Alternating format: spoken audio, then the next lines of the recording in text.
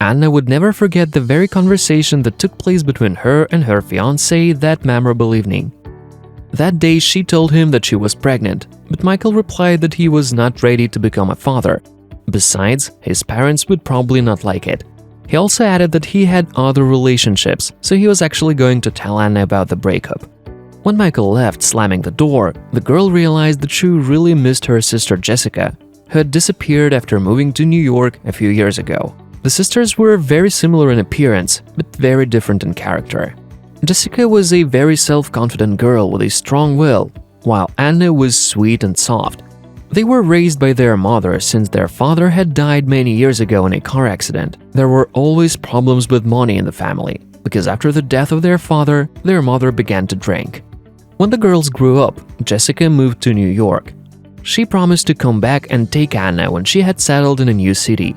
Unfortunately, the sister did not keep her promise. Over time, she started calling less and less and eventually disappeared. Then Anna also decided to leave home. However, the big city did not meet the girl friendly. She could not find a job for a long time and eventually got a job as a cleaner. Then she met Sarah, who often made fun of her friend and liked to stand out at her expense. Then Anna started dating Michael. Sarah was very jealous of her and all the time sought to destroy the relationship of young people. The whole point was that Michael was rich, unlike Sarah's boyfriend. As a result, Sarah managed to get her way, and the young man left Anna for her friend. The poor girl was left all alone. She could talk about her pain only with Emily Smith, an elderly woman who she often worked for.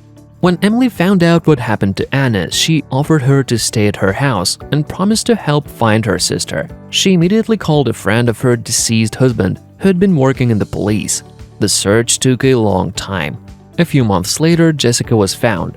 It turned out that she was married and had 2 children.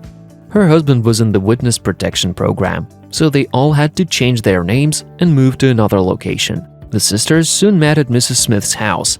Their joy knew no bounds. Anna told Jessica about everything that had happened to her.